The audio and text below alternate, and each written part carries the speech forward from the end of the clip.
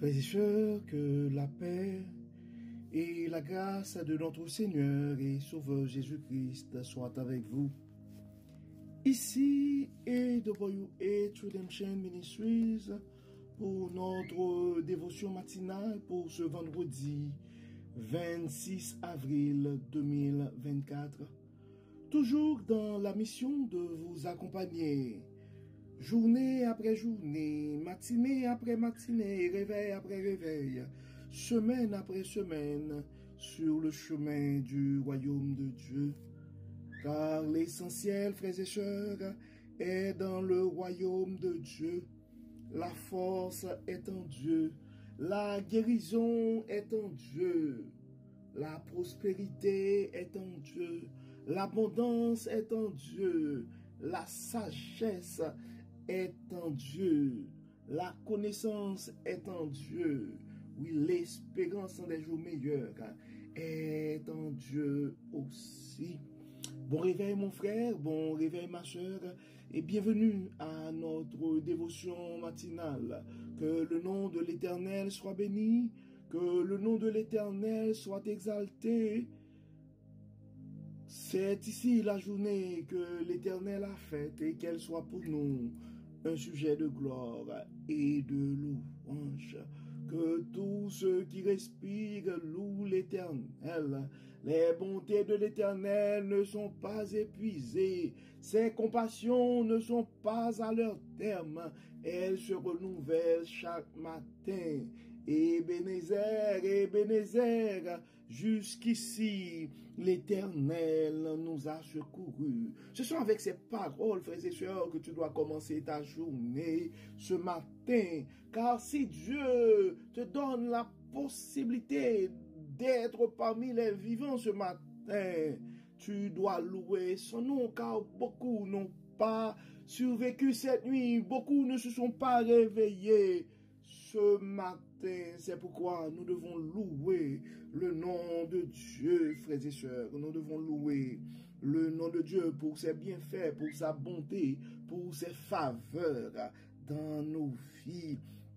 Encore une fois, bienvenue mon frère, bienvenue ma soeur à notre dévotion matinale.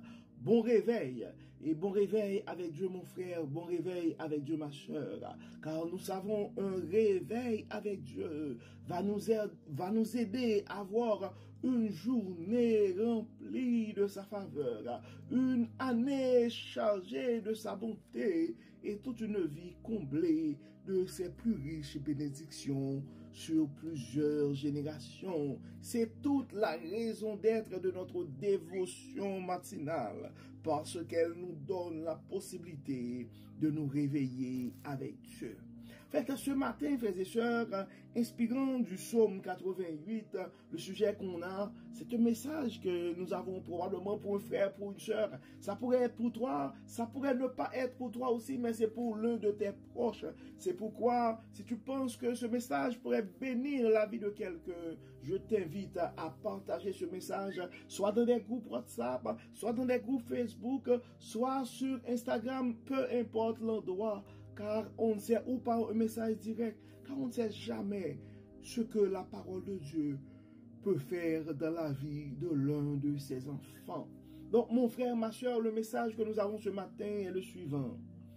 Près de la mort ou pas, invoque le nom du Seigneur. Près de la mort ou pas, peu importe ta situation, que ça pourrait arriver que tes jours sont comptés présentement. Le médecin t'a dit que avec ce cancer, avec ces maladies, eh ben, tes jours sont comptés. Donc, peu importe ta situation ce matin, peu importe ta situation, tu dois comprendre que le Dieu de la gloire, le Dieu de la guérison est aussi le Dieu de la maladie. Le Dieu qui peut nous faire monter au-dessus des montagnes. Il est aussi le Dieu des vallées. Donc, c'est pourquoi, peu importe les situations de nos vies, des hauts ou des bas, donc, invoque le nom du Seigneur, car on l'a déjà vu dans la Bible. C'est comme avec les brigands.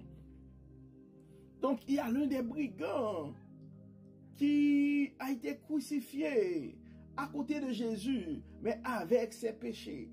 et l'autre brigand. Ce comportement au dernier jour de sa vie l'a aidé à gagner le paradis. Donc, peu importe le résultat, peu importe ta situation, que tu sois près de la mort ou pas, mon frère, et invoque le nom de l'Éternel. Que tu sois en pleine santé, en pleine forme, avec toute ta jeunesse, toute ta vigueur de la vie. Mais tu dois toujours invoquer le nom de l'Éternel, car la protection, la réussite, toutes les choses que nous aimerions concrétiser dans la vie, nous avons besoin de l'aide de l'Éternel pour les concrétiser. Et même si c'est le cas pour toi aussi, c'est la fin d'une vie qui arrive. Donc tu dois comprendre, c'est la fin d'une vie qui pourrait être proche, mais le début d'une nouvelle vie qui sera probablement plus glorieuse, et ça va être l'ouverture de cette vie-là. Et des fois, on voit que nous avons soit des gens qui commencent à avancer en âge, et des fois, ils ont peur de la mort, ou ils sont comme angoissés par cette fin. Donc, et ce matin, peu importe la phase qu'on se trouve dans la vie, près de la mort ou pas, donc, et nous devons invoquer le nom de l'Éternel. Le psaume 88, et particulièrement dans la Bible du semeur, le titre c'est Prière d'un homme près de la mort. Prière d'un homme près de la mort. Pour cette raison, nous allons lire la version la Bible du semeur. Ça dit, Éternel Dieu, toi qui me sauves, je crie à toi pendant le jour, pendant la nuit, en ta présence. Que ma prière parvienne jusqu'à toi. Veille prêter attention à mes cris, car je suis rassasié de maux et je suis tout près de la mort. Déjà, je suis compté parmi ceux qui s'en vont dans le tombeau. Je ressemble à un homme qui a perdu ses forces. C'est au milieu des morts que j'ai ma place. Comme ceux qui, mortellement blessés, sont couchés dans la tombe que tu as oubliée et dont tu ne t'occupes plus. Tu m'as jeté dans un gouffre sans fond, dans les fonds ténébreux, ta fureur me tenaille. Les flots de ta colère ont déferlé sur moi. Tu as fait s'éloigner de moi mes proches, tu as fait de moi un objet d'horreur pour eux. Je suis emprisonné, je ne peux m'en sortir. Mes yeux sont épuisés à force d'affliction. Je t'invoque, Éternel, tout au long de mes jours, je tends les mains vers toi. Feras-tu des prodiges pour ceux qui ne sont plus? Verra-t-on se lever les morts pour te louer? Parle-t-on dans la tombe de ton amour, de ta fidélité dans le séjour des morts? Connaît-on tes prodiges là où sont les ténèbres et ta justice au pays de l'oubli? Pour moi, Éternel, je crie à toi. Je te présente ma prière chaque matin. Pourquoi, ô Éternel, me rejeter, me refuser ton attention? Car je suis affligé, près de la mort depuis que je suis jeune. J'endure les terreurs que tu m'imposes. Je suis désemparé. Les flots de ta colère ont déferlé sur moi. Je suis anéanti par les angoisses qui me viennent de toi, comme des eaux qui me submergent. De toutes parts, elles m'assaillent tous les jours. Tu as fait s'éloigner de moi tous mes amis, mes compagnons.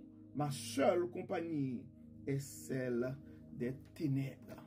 Donc, nous pouvons voir à travers ce psaume, frères et sœurs, c'est vraiment le cri de désespoir de quelqu'un qui arrive, qui sent que la fin de sa vie est proche. Probablement, c'est ton cas ce matin. Probablement, tu te trouves dans une situation où, d'après toi, il n'y a plus d'espoir que cette vie. Probablement, tu es dans une souffrance atroce ce matin et ta force t'abandonne. Et ton seul espoir, c'est la vie éternelle. Et donc la mort pourrait être un meilleur choix. Des gens qui travaillent dans des hôpitaux, qui des fois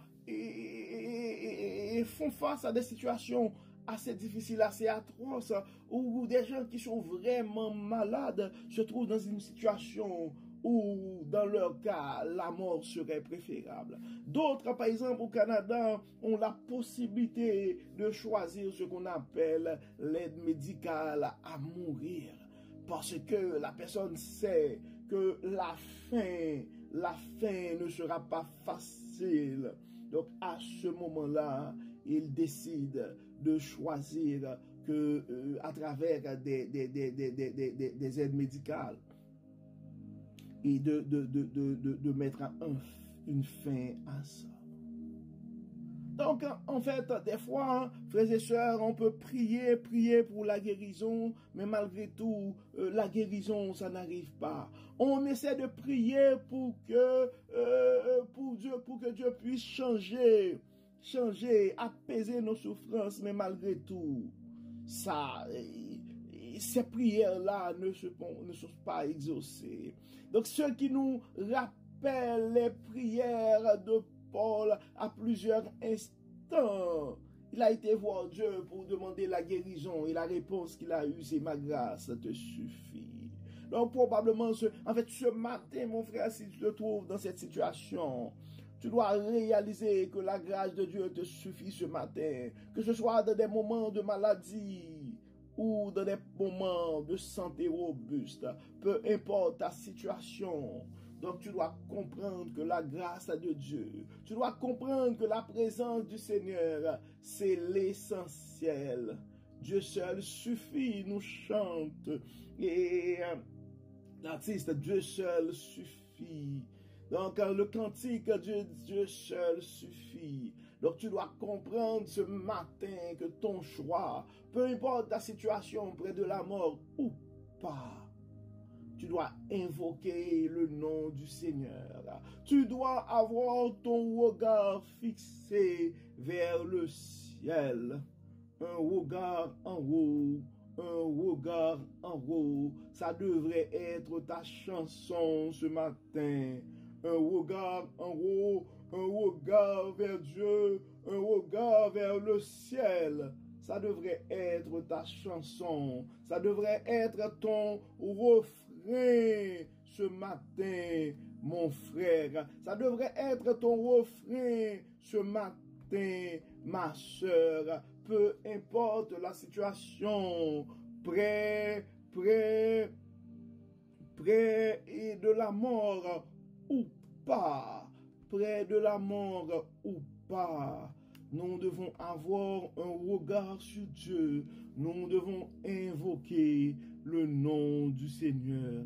Nous devons invoquer le nom du Seigneur. Parfois, nous sommes un peu aveuglés par les circonstances de la vie. Probablement des fois, nous sommes frustrés par ceux qui nous entourent. Probablement tu regardes comment tu as travaillé pour Dieu toute ta vie. Tu as travaillé pour Dieu toute ta vie et d'un coup la maladie arrive. Tu n'aurais jamais imaginé que ce sera toi qui pourrais avoir une fin pareille. Mais je te dis ce matin, mon frère, je te dis ce matin, ma soeur, au lieu de te décourager, au lieu de te trouver dans une situation où tu essaies de poser des questions ou que tu pourrais te mettre en colère envers Dieu. Mais ce que je t'invite à faire, mon frère, ce que je t'invite à faire, ma soeur, c'est de tout remettre à Dieu. C'est d'avoir un regard vers le ciel. C'est de tout remettre entre les mains du Seigneur. On se souvient, Jésus, lors du dernier moment sur la croix, sa parole c'était, Père, je remets mon esprit entre tes mains. Père, je remets mon esprit entre tes mains, même un petit peu avant, quand la douleur était atroce, au lieu de se plaindre, eh bien, son cri, c'était, mon Dieu, pourquoi m'as-tu abandonné? Si ta douleur est trop atroce ce matin, si tu te trouves dans une situation, mon frère, où tu ne peux plus tenir, tu peux aller chercher ta force en Dieu. Invoque le nom de Dieu. Invoque le nom de Dieu là où tu es, mon frère. Ça pourrait arriver, tu ne peux plus parler. Mais dans ton cœur, fais ta prière ce matin si tu peux écouter. Dieu, à n'importe quel moment dans nos vies, il pourrait, à sa manière, nous aider à faire l'expérience de sa paix, l'expérience de son amour, l'expérience de sa gloire, l'expérience de sa grâce, près de la mort ou pas. Donc on a vu le brigand au dernier moment de sa vie sur la croix, il a fait l'expérience de la grâce, il a eu le pardon. Probablement c'est le temps pour toi aussi d'évoquer Dieu et de demander à Dieu de te pardonner, de demander à Dieu de te recevoir dans sa paix. Peu importe, près de la mort ou pas, mon frère, près de la mort ou pas, ma soeur, probablement si tu pouvais recommencer ta vie, tu pourrais faire les choses autrement. Mais peu importe ta situation, peu importe les pronostics des médecins,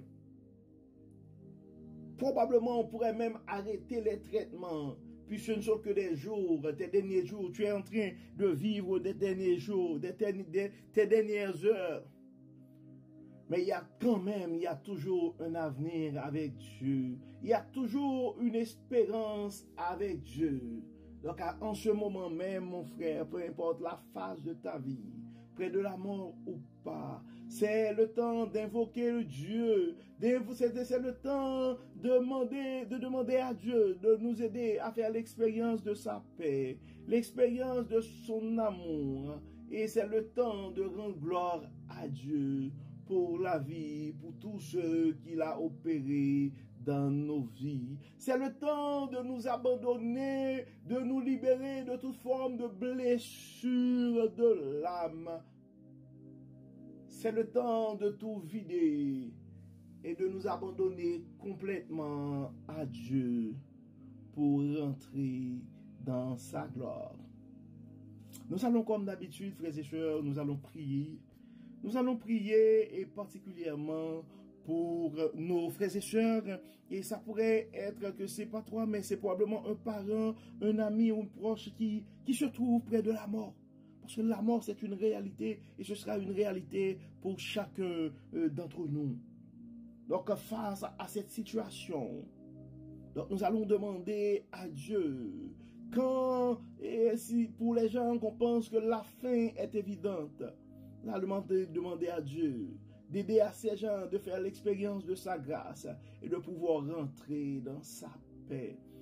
Dieu de bonté, Dieu de miséricorde, merci pour ton amour. Merci Seigneur pour cette parole et pour ce message que tu nous envoies ce matin. Dieu Tout-Puissant, nous savons que nous sommes pécheurs. Nous savons Seigneur que nous sommes rebelles. Nous savons Seigneur que nous sommes incrédules. Nous savons Seigneur que nous sommes infidèles. Mais Dieu, dans ta bonté, dans ta miséricorde, nous te demandons de ne pas regarder la laideur de nos fautes. Et nous te demandons Seigneur d'exaucer et d'entendre nos cris ce matin. Nous aimerions ce matin implorer ton nom et intercéder pour nos frères et sœurs ce matin qui sont probablement au dernier moment de leur vie. Des fois, probablement c'est un parent qui est en train de se vivre cette situation. Et c'est la séparation. Des fois, c'est difficile à gérer. Dieu de toute consolation, nous te demandons, Seigneur, en ce moment, de fortifier les gens qui sont affaiblis par ces situations. Nous te demandons, Seigneur, aussi de fortifier ceux nous demandons, Seigneur, de fortifier, de soulager la peine de ceux qui sont souffrants en ce moment. Dieu de bonté, Dieu de miséricorde, toi qui fais grâce, Dieu de toute faveur, nous te demandons, ces frères et sœurs qui arrivent à la fin de leur vie, révèle ton amour à ces gens, frères et sœurs, et Seigneur Dieu Tout-Puissant, révèle ta puissance, révèle ta gloire, et donne la chance à ces gens de pouvoir faire l'expérience de ta grâce. Daigne les recevoir, Seigneur, dans ton royaume, car tu es le Dieu de miséricorde. Tu es le Père Tout-Puissant. Nous aimerions intercéder et demander pardon pour les péchés de ces gens. Nous te demandons, Dieu clément, dans leur souffrance, là où ils sont, de soulager leur peine, de te révéler à ces gens-là et de consoler leurs proches. Dieu de bonté, Dieu de miséricorde. Merci pour ton amour. Merci pour ta grâce. Merci Seigneur pour l'expérience que tu nous as permis de connaître ces gens et de vivre des moments agréables avec eux. Dieu de toute bonté, Dieu de toute miséricorde, Dieu de toute consolation. Nous te demandons, des familles qui se trouvent dans cette situation, de les consoler, de révéler ton amour et ta grâce à eux aussi. Dieu clément, Dieu de bonté, nous savons que nous sommes pécheurs. Nous te demandons, Seigneur, de ne pas regarder la laideur de nos fautes, mais nous te prions au nom de Jésus, qui vit et qui règne au siècle des siècles. Amen. Amen. Amen. Frères et sœurs, nous arrivons au terme de notre dévotion pour ce matin. Nous espérons que votre âme a été bénie et particulièrement si tu connais un frère ou une sœur qui a un proche ou qui présentement est en train de vivre des moments qui les rapprochent de la mort. Nous te demandons de partager ce message à ces gens et afin qu'ils puissent se rappeler, avec Dieu, il y a toujours un avenir. Avec Dieu, il y a toujours un avenir, que ce soit sur cette terre ou dans le ciel. Donc, nous avons probablement un frère, nous avons probablement une sœur qui a besoin de cette parole ce matin. Donc, des fois, on ne peut pas changer le passé, mais avec Dieu, on a toujours la possibilité de modifier l'avenir. Encore une fois, frères et sœurs, que le Seigneur nous bénisse, que le Seigneur nous protège, que le Seigneur nous accorde sa grâce et qu'il donne consolation et courage à ces familles qui sont affectées par des situations un peu difficiles émotionnellement. Bon vendredi, frères et sœurs, sous le regard du Dieu Tout-Puissant. Bye bye et à demain.